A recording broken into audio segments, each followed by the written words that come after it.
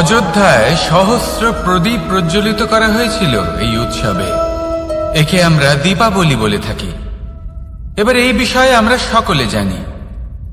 আপনি কি এটা জানেন যে শ্রীরাম বাস্তবে অমাবস্যার এক রাত আগেই অযোধ্যায় পৌঁছে গেছিলেন? সবার সামনে অমাবস্যার রাতে এসেছিলেন। এর কারণ কি? শ্রীরাম প্রমাণ করতে চেয়েছিলেন যে যে কোনো সময়, দিন হোক বা রাত, শুভ বা অশুভ হয় না। শুভ অশুভ কিছু থাকলে তা হলো মানুষের চিন্তা, তার ভাবনা, তার নির্বাচন আর তার কর্ম। নিজেই দেখিনি। শ্রীরাম শুভ কাজ করে ফিরেছিলেন এবং অমাবস্যার মতো গভীর এক রাত্রিকেও দীপাবলিতে পরিবর্তিত করেছিলেন। এমনটাই যদি আমরা করতে পারি, তাহলে এমন কোন গৃহে যান যেখানে অসহায় ব্যক্তি রয়েছেন, যা অন্ধকারাচ্ছন্ন, আর সেখানে প্রকাশ প্রজ্বলিত করুন। প্রকাশ সহায়তা, প্রেরণা, আশা। যদি এমন কিছু আমরা করতে পারি, তাহলে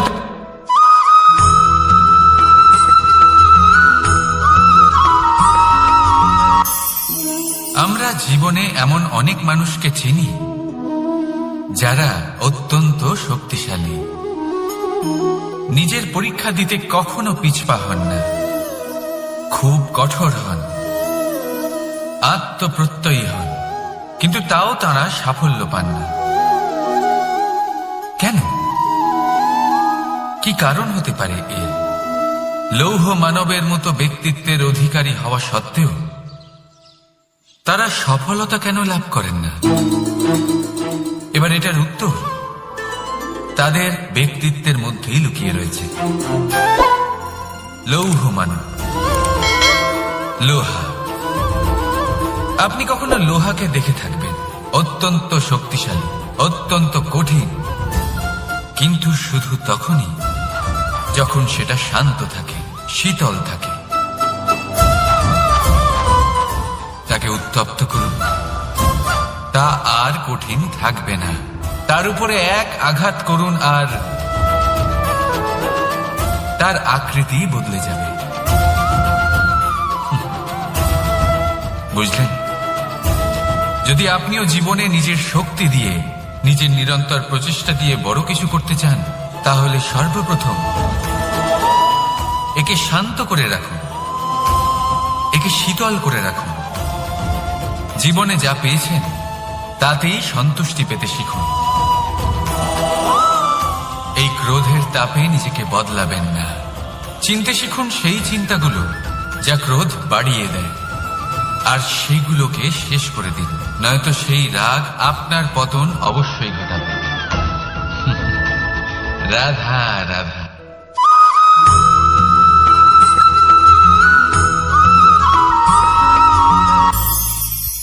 ভবিষ্যৎ।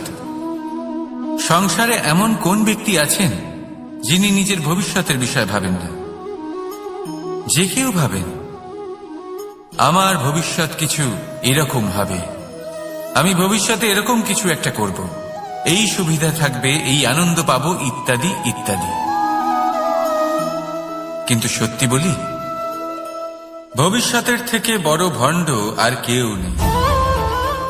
ভবিষ্যৎ আপনাকে ছেড়ে চলে যাবে, আপনি জানতেও পারবেন না। ভবিষ্যৎ আপনার থেকে আপনার বর্তমান কেড়ে নেবে। অনেক সময় আমরা ভবিষ্যতের বিষয় ভাবতে থাকি, দুশ্চিন্তা করতে থাকি। ভবিষ্যৎ দিয়ে নিজেকে এতটাই ঘিরে ফেলি যে বর্তমান কি তা ভুলেই যাই। তার বোধই আমাদের থাকে না। ভাবুন, ভবিষ্যৎ কি? ভবিষ্যৎ হলো সেটাই যা এখনো পর্যন্ত ঘটেনি।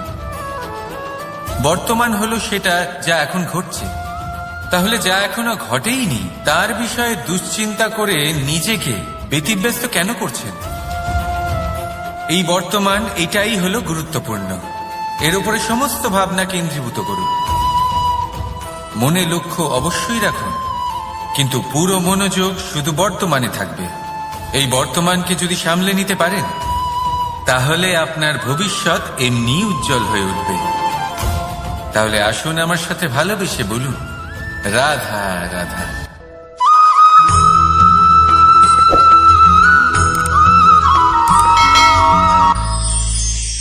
আমরা অনেকবার লোকের থেকে এই কথা শুনেছি, জীবনে যখনই ধন অর্জন করবে বাঁচিয়ে রাখবে। কি হয়, কঠিন পরিস্থিতিতে আপনার খারাপ সময় তা আপনার কাজে আসে। কিন্তু এই কথা কি 100% সত্যি? ভাবুন, এই সমস্ত ধন যে আপনি অর্জন করেছেন তা কি আপনাকে সুস্বাস্থ্য দিতে পারবে? এই সমস্ত ধন কি আপনাকে সুখ এনে দিতে পারবে?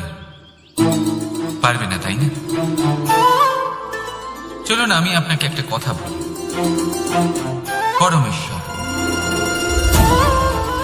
ঈশ্বর,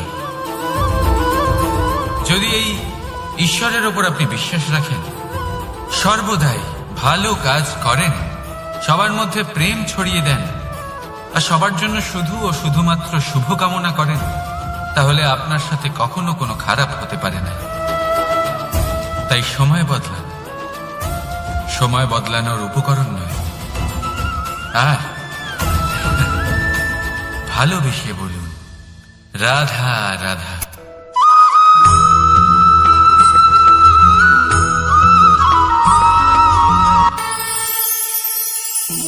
একটা সিদ্ধান্ত। এই জীবনে একটা সিদ্ধান্তের গুরুত্ব কি হতে পারে তা কখনো ভেবে দেখেছেন? একটা সিদ্ধান্ত সেই ভিত্তি হতে পারে যা আপনার পুরো জীবনকে বদলে দিতে পারে, এই সমস্ত সংসারকে বদলে দিতে পারে, ভবিষ্যৎ বদলে দিতে পারে। এই সিদ্ধান্ত যে কোন রাস্তা চয়ন করতে হবে, সেই সিদ্ধান্ত যে কখন সামনে এগোতে হবে আর কখন থেমে যেতে হবে, সেই সিদ্ধান্ত যে কখন যুদ্ধ করতে হবে আর কখন নিজেকে পিছু পা হতে হবে। এই সিদ্ধান্ত হলো খুব গুরুত্বপূর্ণ। আর আপনি তো এই সংসারে একা নন, তাই আপনার একটা সিদ্ধান্ত শুধু আপনার জন্যই নয়, সমস্ত সংসারের জন্য গুরুত্বপূর্ণ হতে পারে। এবার এই সিদ্ধান্ত আপনারই হবে। ভাবনা চিন্তা করে নেবেন, সাফল্য পাবেন। রাধা রাধা।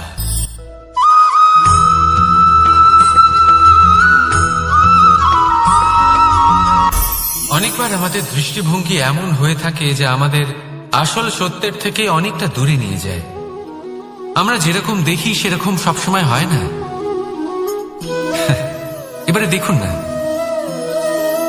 আমরা মানুষেরা, আমাদের ভালো লাগে, আমরা কোথাও গেলাম, আমাদের স্বাগত জানানো হলো, আমাদের প্রশংসা করা হলো, কেউ আমাদের দিকে হাসি মুখে তাকালো, আমাদের ভালোবাসলো, আমাদের ভালো লাগে।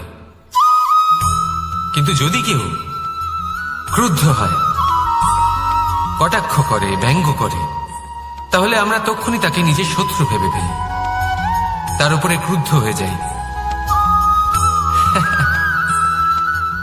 একটা কথা মনে রাখবেন, এই হাসি সবার জন্যই হয়। আপনি তাদেরকেও হাসি উপহার দিতে পারেন যাদের আপনি চেনেন, তাদেরও দিতে পারেন যাদের আপনি চেনেন না, ছোটদের দিতে পারেন, বড়দের দিতে পারেন, সবার জন্যই হলো এই হাসি। কিন্তু ক্রোধ, ক্রোধ তাদের ওপরেই আসে যাদের আমরা জীবনে কখনো হারাতে চাই না, যাদেরকে আমরা অসম্ভব ভালোবাসি, যাদের জন্য আমরা আশা করি যে তাদের জীবনের পরবর্তী সময় সব সময় সুখময় হোক, উজ্জ্বল হোক। সেই জন্য আপনার জীবনের সমস্ত সেই ব্যক্তি যারা আপনার উপরে ক্রুদ্ধ হন, কটাক্ষ করেন, জরুরি নয় তিনি আপনার শত্রুই হবেন। হতে পারে সে হলো আপনার শুভাকাঙ্ক্ষী, যিনি আপনার শুধুমাত্র ভালোই চান, যিনি আপনার জন্য একটা সুন্দর ভবিষ্যৎ চান। সেই জন্য সবসময় মন দিয়ে অন্যের কথা বোঝার প্রয়াস করুন। আপনি জানতে পারবেন তাদের কর্মের ধর্ম কি হতে পারে, আপনি জানতে পারবেন তাদের ক্রোধের মর্ম কি হতে পারে। রাধা রাধা।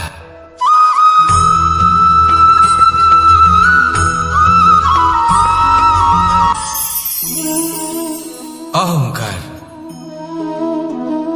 এ হলো ছোট একটা শব্দ, কিন্তু এর প্রভাব অত্যন্ত বৃহৎ হয়ে থাকে। আর সব থেকে বড় সমস্যা হলো মানুষ আজ অবধি বুঝতেই পারেনি যে এই অহংকারের বাস্তব রূপ কিরকম। কেউ একে গর্বের নাম দেন, কেউ একে আত্মসম্মানের নাম দিয়ে থাকেন, এবং কোথাও একটা এমন সময় চলে আসে যখন সময় এই অহংকারকে ভেঙে খান খান করে দেয়।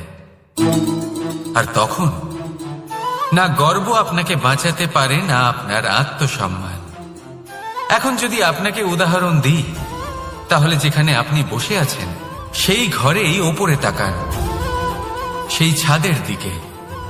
যদি এই ছাদ অহংকার করতে থাকে যে দেখো আমি তো সব থেকে উঁচু জায়গায় আছি, আমার চেয়ে ওপরে আর কেউ নেই, আমি এই ঘরে থাকা সমস্ত ব্যক্তিকে ছায়া প্রদান করি, যদি এই অহংকার এসে যায় তাহলে কি? একবার ভেবে দেখুন, যদি পরের দিন তার উপর আরো একটা তলা বানিয়ে দেওয়া হয় তাহলে কি? এই ছাদ যার নিজের উঁচু হবার অহংকার ছিল, যে সব থেকে ওপরে ছিল, সে এবার পায়ের তলায় চলে এসেছে। এটাই হয়ে থাকে। মনে কখনোই অহংকার পোষণ করবেন না। যদি মনের মধ্যে কিছু রাখতে চান তাহলে প্রেমের ভাব রাখুন, স্নেহ রাখুন। এই অহংকারকে আপনি যা ইচ্ছে নাম দিন, গর্ব হোক, আত্মসম্মান হোক, এর দ্বারা আপনার কোনোভাবেই কোনো লাভ হবে না। তাহলে এই অহংকারকে ত্যাগ করুন আর আমার সাথে ভালোবেসে বলুন, রাধা রাধা।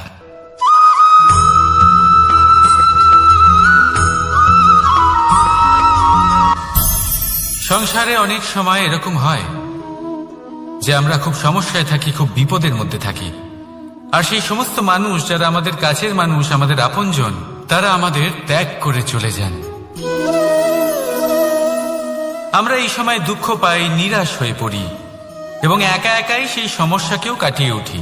এবার পরিস্থিতি যেমন খুশি হোক না কেন, সেই সব মানুষ যারা এমন সময় আপনাকে ত্যাগ করেছেন তাদের প্রতি ক্রুদ্ধ হওয়া, অভিমান করা, এটা অনুচিত। আমি বলবো তাদের প্রতি কৃতজ্ঞ থাকুন। আমি বলবো তাদের ধন্যবাদ জানান যে তারা এমন সময় আপনার সঙ্গ ত্যাগ করেছেন যখন আপনার তাদের সব থেকে বেশি প্রয়োজন ছিল। কারণ দেখুন, হয় তাদের বিশ্বাস ছিল যে আপনি নিজেই এই বিপদ থেকে বেরিয়ে আসতে পারবেন, বা তাদের ত্যাগ করার জন্য আপনি নিজের উৎসাহ বাড়িয়ে তুললেন, আপনি নিজের শক্তি বাড়ালেন এবং নিজে সেই সমস্যা থেকে বেরিয়ে আসলেন। নিজের খারাপ সময়কে আপনি নিজেই ভালো সময় করে তুললেন। শেষ পর্যন্ত আপনি আরো শক্তিশালী হয়ে উঠলেন, আরো শ্রেষ্ঠ হয়ে উঠলেন। আর এটাই তো আপনার বিজয়, যার কারণ হলো তাদের আপনাকে ত্যাগ করা। তাহলে তাদের ধন্যবাদ জানান আর আমার সাথে ভালোবেসে বলুন, রাধা রাধা।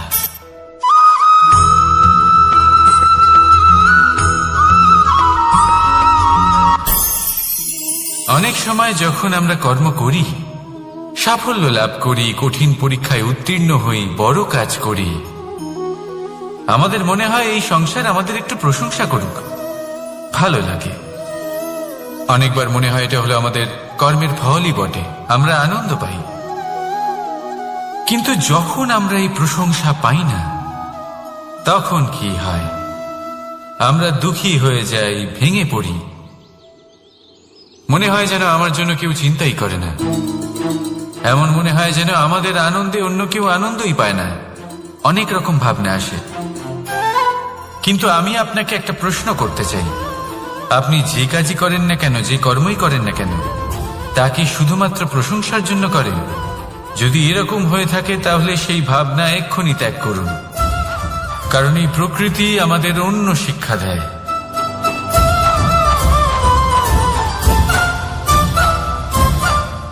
এই ফুলকে দেখুন, এই যে ফুলের সুবাস, যা আমার মনকে উচ্ছ্বসিত করে তোলে, মনে শক্তির সঞ্চার করে, এই সুগন্ধ। কিন্তু ভেবে দেখুন, ফুলের কিন্তু এই কাজ করার জন্য কোনো প্রশংসারই প্রয়োজন হয় না। এটাই হলো প্রকৃতির শিক্ষা। যিনি সৎ হন, সৎকর্ম করেন, তার কোনো প্রশংসার প্রয়োজন হয় না, কারণ ওনার কর্মই হলো ওনার সুবাস। মনে রাখবেন, আতর নকল ফুলে দেওয়া হয়, প্রকৃত ফুলের তার কোনো প্রয়োজন হয় না। সেইভাবেই আপনিও কর্ম করতে থাকুন শুভ চিন্তা নিয়ে। এই মনকে সব সময় শান্ত রাখুন, স্বচ্ছ রাখুন। যদি এরকম করেন তাহলে আপনার কর্ম এমন সুবাস ছড়াবে যে আপনার জীবনে শুধু এবং শুধুমাত্র আনন্দই থাকবে। তাহলে এই আনন্দ সহকারে বলুন, রাধা রাধা।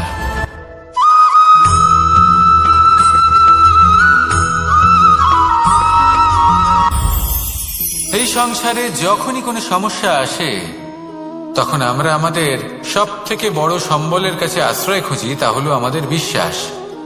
এবার প্রশ্ন হলো এটাই যে এই বিশ্বাস কার উপর করা যেতে পারে? পরিবারের ওপর, বন্ধুর ওপর, নাকি তাদের ওপর বিশ্বাস করা উচিত যাদেরকে আমরা কখনো সঙ্গ দিয়েছি? দেখুন, এই সংসারে বিপদের সম্মুখীন হলে কে আপনাকে সাহায্য করবে সেটা নির্বাচন করা আপনার হাতে নেই। সেটা সেই সকল ব্যক্তির উপর নির্ভরশীল যে তারা আপনাকে সাহায্য করবে নাকি করবে না। অর্থাৎ যখনই কোনো বিপদ আসে সর্বপ্রথম তার সম্মুখীন আমাদের নিজেকেই হতে হয়, আর তার জন্য প্রস্তুত থাকা প্রয়োজনীয়। সেই শক্তি, সেই সাহস অর্জন করা প্রয়োজনীয়। দেখুন, যখনই অন্ধকার আসে তখন সবার আগে কে আপনাকে ত্যাগ করে চলে যায়? আপনার নিজেরই ছায়া। এই অন্ধকারের সম্মুখীন হতে হয় অন্তরের প্রদীপের দ্বারা, অন্তরের আত্মা দ্বারা। তবেই আপনি অন্ধকারের ওপর জয়লাভ করতে পারবেন। সেই জন্য যে বিপদই আসুক না কেন নিজেকে তার জন্য প্রস্তুত রাখা উচিত। সেই সাহস নিয়ে আসুন। এমন কোনো বিপদ নেই যা আপনাকে ভেঙে দিতে পারে। আসুন আমার সাথে ভালোবেসে বলুন, রাধা রাধা।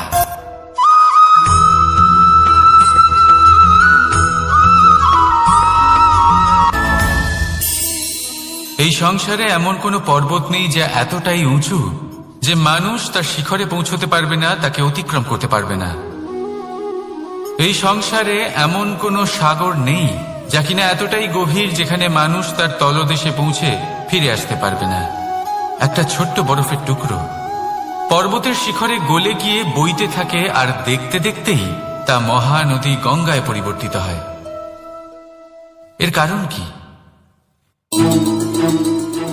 এর কারণ হলো প্রচেষ্টা, প্রারব্ধ নয়। এই প্রচেষ্টাই সুনিশ্চিত করে যে আপনার প্রারব্ধ কি হবে। এই সমস্ত কিছু হলো প্রচেষ্টা আর প্রারব্ধের খেলা। আপনার প্রচেষ্টা যেরকম হবে আপনার প্রারব্ধ সেরকমই হবে। আর আপনার প্রচেষ্টা যদি উচ্চ মানের হয় তাহলে প্রারব্ধকে আপনার সামনে নত হতেই হবে। কি বলেন? তাহলে আসুন আমার সাথে ভালোবেসে বলুন, রাধা রাধা। অনেক সময় মানুষ অতীতকে দেখেন আর তখন অহংবোধে পরিপূর্ণ হয়ে ওঠেন। কখনো বর্তমানের দিকে তাকান, ভবিষ্যতের দিকে তাকান আর পরিতৃপ্তিতে ভরে ওঠেন। কেন বুঝতে পারেন না একটা সহজ কথা? এই যে সৃষ্টি, এই সৃষ্টি হলো একটা বড় চক্র যা বারংবার আপনার কাছে ফিরে আসবেই। কঠিন থেকে কঠিনতর পরীক্ষায় আপনাকে নিযুক্ত করবে যাতে আপনাকে উত্তীর্ণ হতেই হবে। যা কাল ছিল তা আজ নেই, এটা সবাই জানেন। যা আজ আছে তা হয়তো কাল থাকবে না, এটাও আপনাকে মেনে নিতে হবে, তাও আবার হাসি মুখে। শান্ত থাকতে শিখুন আর কখনো এই মনের মধ্যে অহংকার উৎপন্ন হতে দেবেন না। হতে শিখুন সেই হিমবাহের মতো। হয়তো এই জন্যই এত শীতল থাকে কারণ ও জানে গতকালও জল রূপে ছিল, আজ বরফ রূপে হয়তো আছে, কিন্তু কাল পুনরায় সে জলেই পরিণত হবে। নিজেকে শান্ত রাখুন। হয়তো আজ আপনি সাফল্যের শিখরে আছেন, হয়তো বা নেই। আপনাকে প্রত্যেক দিন অবশ্যই দেখতে হবে। শুধু নিরন্তর প্রচেষ্টা করতে থাকুন, প্রত্যেক পরিস্থিতির জন্য তৈরি থাকুন আর একে ভারসাম্যে রাখতে শিখুন। আপনার কাল হোক, আজ হোক বা আগামীকাল, আপনার ভালো দিন হোক বা খারাপ দিন, সব পবিত্র হয়ে যাবে। তাহলে আসুন আর আমার সাথে ভালোবেসে বলুন, রাধা রাধা।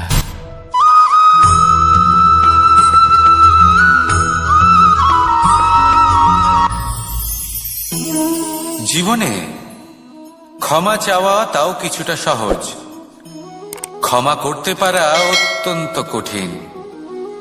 ক্ষমা দুই অক্ষরের এই শব্দ হতে পারে, কিন্তু অত্যন্ত বড় এই শব্দ, অত্যন্ত গুরুত্বপূর্ণ এই শব্দ।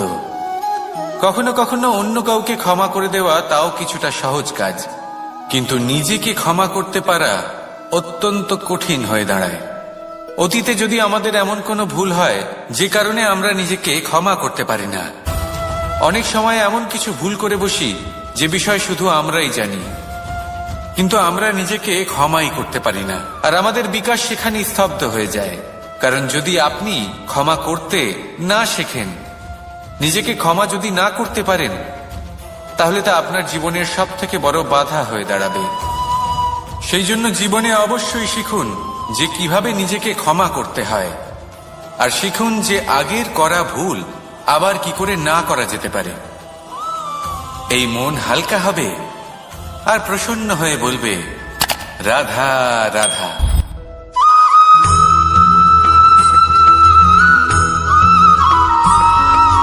দোল উৎসবে এই সমগ্র সংসার রং নিয়ে খেলা করে,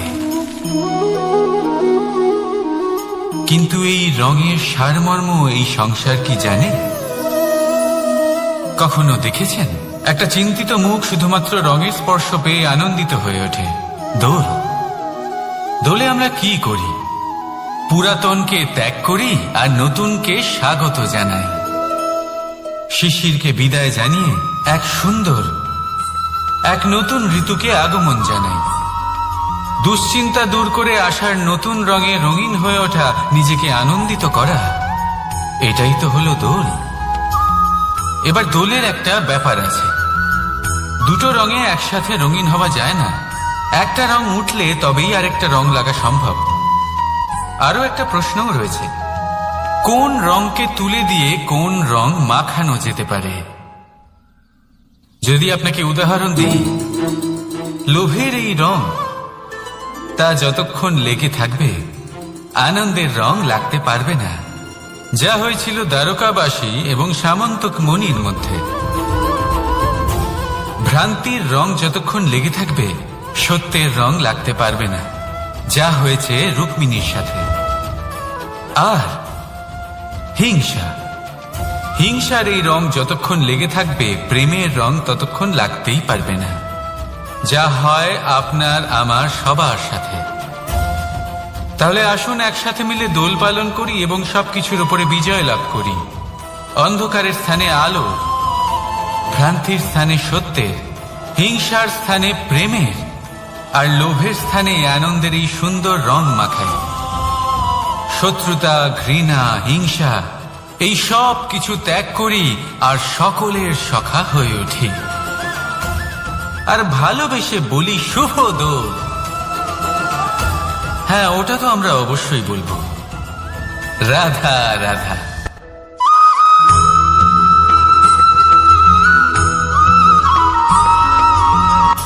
আমার কাছে যশোদা মা যেমন, আমার কাছে দেবকী মা যেমন, আমার কাছে ঠিক তেমনই হলেন গোমাতা। এবার ভেবে দেখার বিষয় হলো এটা যে এই সংসারে অসংখ্য প্রাণী আছে, একজন গাইকে একজন মায়ের মর্যাদা কেন দেওয়া হয়? তাহলে এর অনেকগুলো কারণ আছে। এই গাই অর্থাৎ গোমাতা, এনারা হলেন অত্যন্ত শান্ত, শান্তিপ্রিয়, কখনো কারোর কোনো ক্ষতি করতেই পারেন না। গোমাতা যে দুধ নিজের বাছুরকে পান করান সেই দুধই আমাদেরও দেন। সেই দুধ পান করে আমরা শক্তি লাভ করি। এই দুধ থেকে আমরা মাখন, ঘি, পায়েস এইসব সুস্বাদু খাবার লাভ করি। গোমাতার গোবর আমাদের জ্বালানি হিসেবে সাহায্য করে, যার ফলে খুব কম সংখ্যক কাঠ ব্যবহার করা যায় এবং বেশিরভাগ জঙ্গল সুরক্ষিত থাকে। গোমাতার গোমূত্র, সেটাও আমাদের কাছে লাভজনক। এর দ্বারা আমরা অনেক রোগ থেকে মুক্তি লাভ করতে পারি। গোমাতা যখন একটি বাছুরকে জন্ম দেন, তখন সেই বড় হয়ে আমাদের ক্ষেত কর্ষণ করে। সেই জন্য গাইকেও জীবনে মায়ের মর্যাদা দেবেন। যতটা সম্ভব তাকে সেবা করুন এবং ভালোবেসে তাকে পালন করুন। এই মন নিজে থেকেই প্রসন্ন হয়ে বলবে, রাধা রাধা।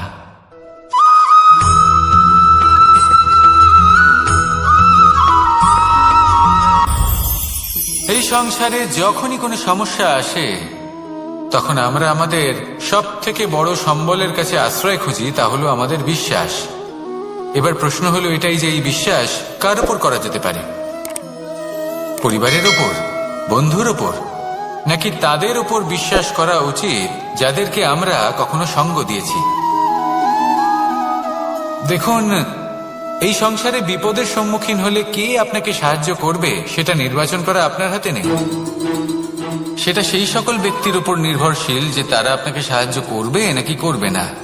অর্থাৎ যখনই কোনো বিপদ আসে সর্বপ্রথম তার সম্মুখীন আমাদের নিজেকেই হতে হয়, আর তার জন্য প্রস্তুত থাকা প্রয়োজনীয়।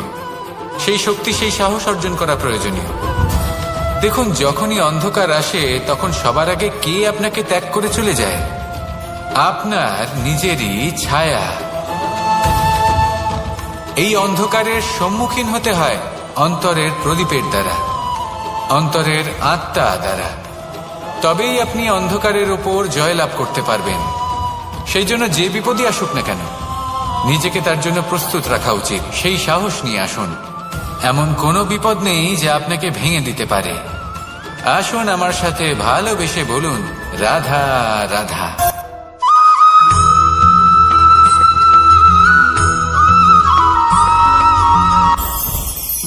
মুঠো হাতের শক্তি বেশি, মুঠো খুললেই তা দুর্বল। তা এমন কি থাকা উচিত এই বন্ধ মুঠোয় যা লাখের সমান? মানসিকতা এবং স্বপ্ন। মানুষ জন্মগ্রহণ করে, তার মানসিকতা সময়ের সাথে উন্নত হয়। মানসিকতা অনুযায়ী সে স্বপ্ন দেখে, আর সেই স্বপ্ন সার্থক করতে সে পরিশ্রম করতে থাকে। কিন্তু খুব গুরুত্বপূর্ণ একটা কথা আছে যা আপনার মনে রাখা উচিত। আপনার এই মানসিকতা, আপনার এই স্বপ্ন, তা যেন আপনার নিয়ন্ত্রণে থাকে। আপনার বন্ধ মুঠোয় যেন এর লাগাম থাকে, আপনি যেন এর প্রভু হন। যদি তা হয় তবেই আপনি লাভবান হবেন। যদি এরা আপনাকে নিয়ন্ত্রণ করতে থাকে, যদি আপনার মুঠো খুলে যায়, না পথ আপনার নিয়ন্ত্রণে থাকবে, না মানসিকতা থাকবে, না স্বপ্ন নিয়ন্ত্রণে থাকবে। আর যদি তাই হয় তাহলে আপনি আপনার ভবিষ্যৎ নষ্ট করে ফেলবেন। তাই নিয়ন্ত্রণ করতে শিখুন নিজের বিচার বুদ্ধি, নিজের মানসিকতা, নিজের স্বপ্নকে। নিজের এই স্বপ্ন পূরণ করুন আর আমার সাথে ভালোবেসে বলুন, রাধা রাধা।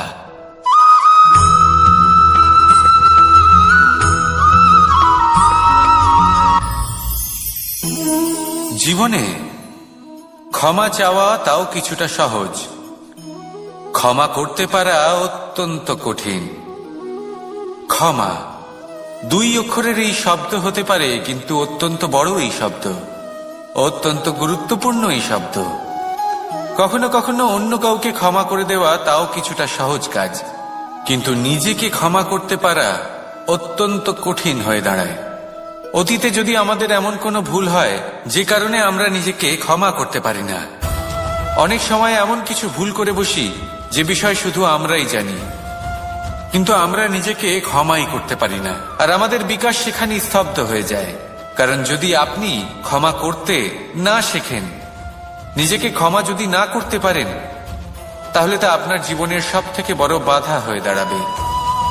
সেই জন্য জীবনে অবশ্যই শিখুন যে কিভাবে নিজেকে ক্ষমা করতে হয়, আর শিখুন যে আগের করা ভুল আবার কি করে না করা যেতে পারে।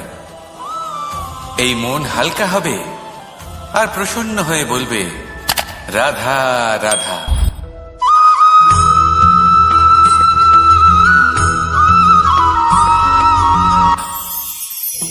আমি রাধাকে ভালোবাসি, আর এই কথাটা সমগ্র সংসার জানে।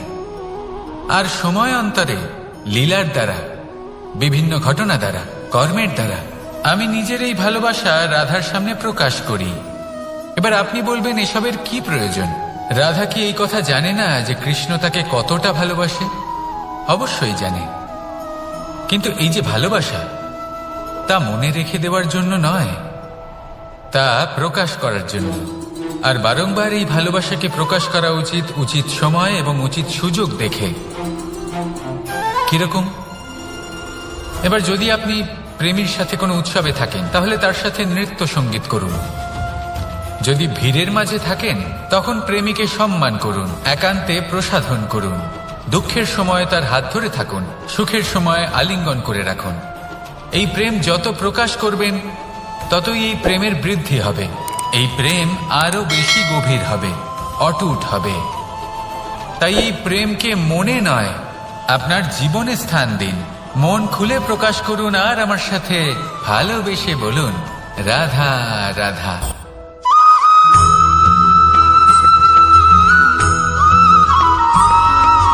সদিচ্ছা দেখতে গেলে 3 অক্ষরে তৈরি এই শব্দ, কিন্তু সমস্ত ত্রিলোক তার উপরেই আধারিত। আপনি এই সংসারে এসেছেন তখন অবশ্যই শ্বাস নেবেন, কিন্তু তার বদলে আপনাকে কিছু তো দিতেই হবে। আপনার উপর নির্ভর করছে আপনি কি দেবেন। কি দেবেন এই সংসারকে, এই সমাজকে, নিজের পরিবারকে, আর তার বদলে কি নেবেন? যশ নাকি অপযশ? দেখুন, এক ছিল রাবণ, যে কিনা সমুদ্র পার করল সীতাকে অপহরণ করার জন্য, আর এক ছিলেন রামচন্দ্র, যিনি সমুদ্র পার করেছিলেন, সেতু বানিয়ে গিয়েছিলেন সীতাকে ফিরিয়ে নিয়ে আসার জন্য। দুজনেই সমুদ্র পার করেছিলেন, শুধু পার্থক্য ছিল সদিচ্ছাকে বোঝার, লক্ষ্যের। অনেক মানুষের যাত্রা একরকম হতেই পারে, কিন্তু আনন্দ তখনই লাভ করবেন যখন লক্ষ্য শুভ হবে, মহান হবে। এই লক্ষ্য দিয়ে এই সংসারের কল্যাণ হবে এবং মানুষের সম্মান হবে। যদি আপনার সংকল্প উচিত হয় তাহলে আপনার লক্ষ্য উচিতই হবে, নয়তো শুধুমাত্র বিনাশ হবে। আর উচিত এটাই হবে যে বিনাশের হাত থেকে যেন নিজেকে বাঁচানো যায়, কি বলেন? তাই জীবনে যে লক্ষ্য স্থির করছেন মনে রাখবেন তা যেন শুভ লক্ষ্য হয়। যদি এরকম হয় তাহলে আপনার যাত্রা, আপনার জীবন দুটোই শুভময় হবে। আসুন আর আমার সাথে ভালোবেসে বলুন, রাধা রাধা।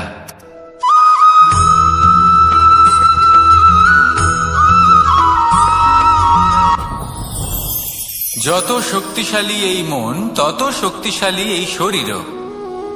এই যে আমাদের শরীর, এটা আসলে কি? এ হলো একটা রথের মতো। আর একটা রথ ততক্ষণ চলতে পারবে না যতক্ষণ না তাকে কোনো সারথি চালাবে। এই মন হলো শরীরের সারথি। এবার ভাবুন, যদি এই সারথি শক্তিহীন হয়, দুর্বল হয়, তাহলে এই রথের কি হবে? এটা উচিত পথে চলতে পারবে না, উচিত গতিতে চলতে পারবে না, মন মতো স্থানে এটা পৌঁছতেও পারবে না। সেই জন্য মনের শক্তি অত্যন্ত প্রয়োজনীয়। এবার মনের শক্তি আমরা কোথা থেকে লাভ করি? দৃঢ়তার শক্তি থেকে। এবার এই শক্তি আমরা কিভাবে বাড়াতে পারি? আমরা প্রতিদিন কিছু নতুন স্থির করি, কিছু ছোট, কিছু বড়। আর যেই আমরা নতুন কিছু পূর্ণ করি, আমাদের মনের শক্তি বেড়ে যায়। আর যদি পূর্ণ না করতে পারি, মনের শক্তি কমে যায়। একটা দেওয়ালের মতো ছোট ছোট ছোট ছোট শিলা আমরা একটার পর একটা স্থাপন করে একটা দেওয়াল তৈরি করি। এতগুলো পাথর যখন একত্রিত হয়ে যায়, তখন এমন এক দেওয়াল তৈরি হয় যাকে ভাঙা প্রায় অসম্ভব হয়ে দাঁড়ায়। সেরকমই হয় মন এবং দৃঢ়তা। ছোট ছোট কাজ করে নিজের লক্ষ্য পূর্ণ করুন। এই লক্ষ্য যদি পূর্ণ হয় তবে মনের শক্তি বাড়বে। কিছুটা এইভাবে যে যত বড়ই বিপদ আসুক না কেন, সেই বিপদ নিজে হার মেনে নেবে, কিন্তু আপনার মন ততটাই শক্তিশালী থাকবে। তাই মনের শক্তি বাড়াতে থাকুন, যাতে আপনি উচিত পথে চলতে পারেন, উচিত গতিতে চলেন আর মনোবাঞ্ছিত স্থানে পৌঁছতে পারেন। তবেই এই মন প্রসন্ন হয়ে বলবে, রাধা রাধা।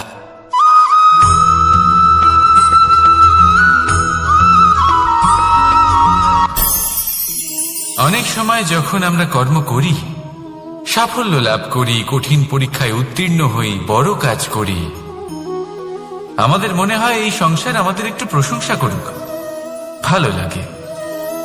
অনেকবার মনে হয় এটা হলো আমাদের কর্মের ফলই বটে, আমরা আনন্দ পাই। কিন্তু যখন আমরা এই প্রশংসা পাই না, তখন কি হয়? আমরা দুঃখী হয়ে যাই, ভেঙে পড়ি। মনে হয় যেন আমার জন্য কেউ চিন্তাই করে না। এমন মনে হয় যেন আমাদের আনন্দে অন্য কেউ আনন্দই পায় না। অনেক রকম ভাবনা আসে। কিন্তু আমি আপনাকে একটা প্রশ্ন করতে চাই, আপনি যে কাজই করেন না কেন, যে কর্মই করেন না কেন, তা কি শুধুমাত্র প্রশংসার জন্য করেন? যদি এরকম হয়ে থাকে তাহলে সেই ভাবনা এক্ষুনি ত্যাগ করুন, কারণ এই প্রকৃতি আমাদের অন্য শিক্ষা দেয়।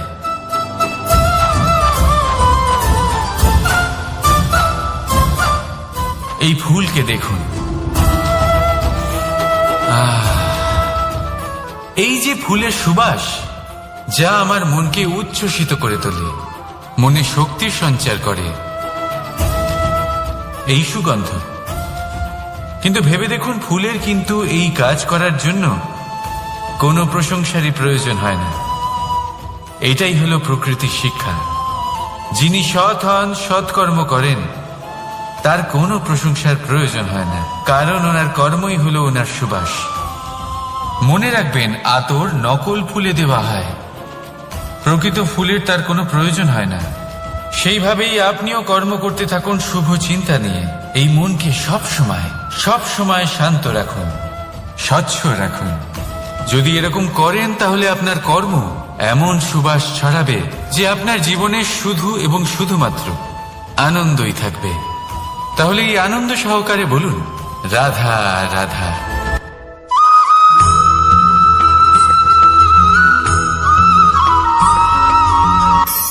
ধন, ধন হলো কারোর জন্য মোহ, আবার কারোর জন্য মায়া, কারোর জন্য হয়তো ভাগ্য, আবার কারোর জন্য কর্মের পারিশ্রমিক। দেখতে গেলে এই ধন হয়তো সবার জন্যই অত্যন্ত প্রয়োজনীয় হয়ে থাকে। সেই জন্যই তো মানুষ নিজের সমস্ত জীবন অতিবাহিত করেন এই ধন অর্জন করার জন্য।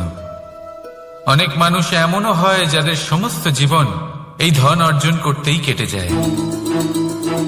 প্রত্যেক মানুষই চেষ্টা করেন যেন তিনি ধনী হন, যত সম্ভব বেশি ধন অর্জন করতে পারেন, সম্পন্ন থাকতে পারেন। আর তা হবে নাই বা কেন? কারণ এটাই হলো এমন এক বস্তু যা আদান প্রদান এমন নানান কাজে আসে। চেষ্টা তো সব মানুষই করেন, ধন অর্জন সব মানুষ করতে পারেন না।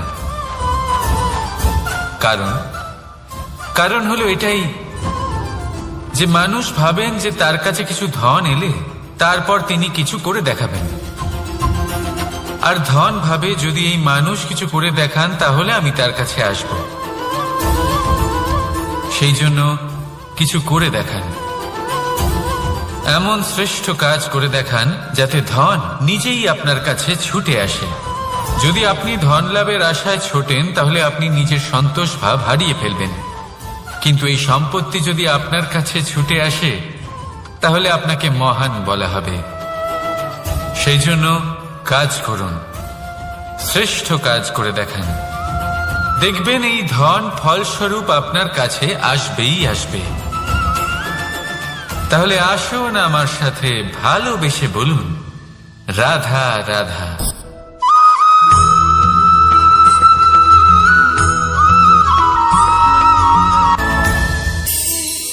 এই সংসারে এমন কোনো পর্বত নেই যা এতটাই উঁচু যে মানুষ তার শিখরে পৌঁছতে পারবে না, তাকে অতিক্রম করতে পারবে না।